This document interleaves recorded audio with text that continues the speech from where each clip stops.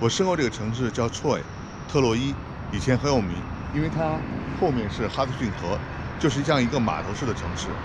它有一个最著名的叫它领子城，就这个领子城，为什么呢？我这期就给大家讲讲这个故事。这是去年美国 HBO 拍摄系列剧《镀金时代》的一处实景现场，在本地也引起了不小的轰动。我现在的位置就是去年拍《镀金时代》的地方，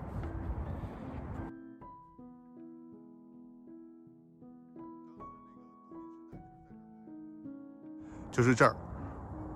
因为旁边是个公园，现在公园它关上了，不让进，所以那个人是隔着这个栅栏往这儿拍的。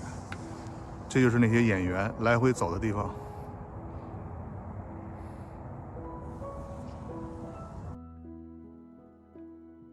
镀金时代是历史学家借用马克·吐温第一部长篇小说的名字，大致是指1850年到1900年美国工业化普及、财富快速积累时期。这期间，数百万移民从欧洲来到美国，钢铁、采矿、铁路等都得到了飞速的发展。1860年，美国工业总产值不到英国的一半，到了1894年反超英国，成为世界第一经济强国。也是在镀金时代时期，以往大部分不会游泳的美国人开始学游泳，钢筋技术条件比较好的家庭，旅馆、饭店给小费的习惯也开始建立起来。电视剧《镀金时代》讲述的这一时期，纽约几家豪族之间发生的故事。选择这里是因为很多建筑很像当年纽约市富人区的风格。看一下那个房子是什么时候盖的？1885年。一位朋友的同事当了群众演员，好奇托朋友八卦打听了一下，当时疫情期间，剧组会发60美元做检测费，有2小时的打扮时间，每小时付41.25美元，拍摄的时间是每小时16.5美元，听起来还是一个挺不错的活儿。特洛伊城在镀金时代确实很繁荣，这座城处在连接纽约市的哈德逊河上，而且从这里开始分叉，向北向西。早在铁路开通之前，依靠这条河，北部佛蒙特州的肉和蔬菜都先汇聚到这里，然后再送到南边的纽约市。一度，特洛伊是全美规模位居第16的大城市，人均财富也位居第4。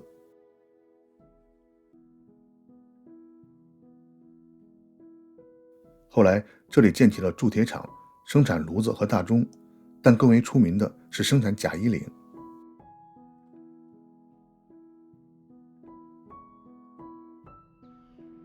这是第3街，在第3街原来这栋房子139号，就是在这里，在1827年的时候，这位女士想到了把这个领子单独拆下来，单独洗，这样的话做一些这种假领子，后来变成了一个产业，让这座城市变成了领子城。所以在这里诞生的领子城的第一个小发明。蒙塔古夫人的丈夫是位铁匠，为丈夫洗衣服时，蒙塔古注意到领子是最容易脏的地方，每天洗衬衫很麻烦。1827年的一天，他灵机一动，决定把衬衫的领子绞下来，然后再做几个领子替换着用。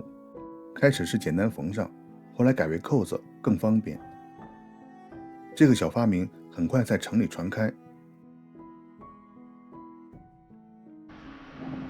这栋房子是285号，根据他们历史学者研究，是第一家批量做假领子的地方。原来这家主人是个牧师，他发现这个假领子主意不错，于是就让他夫人把布料剪成固定的形状，然后再包给外面的人，做成假领子。所以这是第一个开始批量做假领子的地方。1829年，这里住着位叫布朗的退休牧师，他经营着一家小商店。看到假领子的主意不错，布朗于是进一步做了改进，他还让妻子和女儿将布料按形状裁剪好，然后外包给附近的妇女加工缝合。当时每个领子售价25美分，生意还挺不错。不过1834年，布朗全家搬走去了纽约市。想出主意的蒙塔古夫人家这时也开办工厂生产假领子，而且开发出多个款式。伴随假领子多了，洗衣店的生意也红火起来。接下来半个世纪，新发明、新技术都用到了做假领子的工厂。这条街上原来有一家领子厂，它是第一家用缝纫机的。用了缝纫机以后，生产效率大大提高，工人的工资也从每天2毛5涨到了2块5。不过现在这房子已经被拆掉了，我已经找不着了。1852年，一位叫杰弗逊·加德勒的商人将缝纫机引入了制林厂，大大提高了效率。3年后，另一位工厂主率先采用蒸汽做动力，带动缝纫机。到1880年末，假衣领已经在全美流行起来。上世纪初，特洛伊已经成为全美最大的衣领产地，有26家大规模的衣领厂。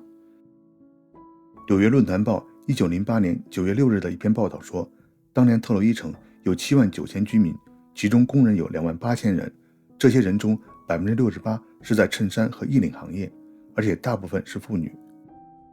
在特洛伊，双职工家庭非常普遍，因此普通家庭的经济条件也比较好。在半径1英里的地界里，有7个街区遍布了领子加工厂，最大的厂房有150米长，产值达到了3500万美元。全美 90% 的衣领在这里生产，特洛伊也成为知名的衣领之城。这是1901年时首尾相连的壮观的制领工厂厂房照片。今天很多厂房已经被拆掉了。这个地方原来就是工厂，就是生产领子的工厂。那儿有一个 ARROW，L 就是剑，就是生产领子的一个品牌，所以这是一个工厂。我所在的位置应该是当年的中心地带，现在已经基本上看不见领子厂的影子了。特洛伊生产的假领子也启发了作家厄普顿·辛克莱，他在1930年代开始使用白领一词，指代在办公室上班的人。其实最早用白领的倒是在工厂上班的工人，而且这些工人在镀金时代多次发起罢工，要求改善工作条件和待遇，成为美国早期劳工运动的先行者。展开说又是一个话题，就此先打住。我是在这部老电影里见过假的衣领。同志，还有没有再便宜点的？是的确良树织领的吗？啊，大热的天儿，穿2件干啥呀？不热，还可以。子良，脱下我看看。哎呀，回家再看嘛。死呀，我看哎看。哎，翻译，你听我说，我不嘛。这儿这么多人，回家再看嘛。那怕什么呀？脱下我看看。哎，小伙，阿强，工作时间。哎呀，别闹！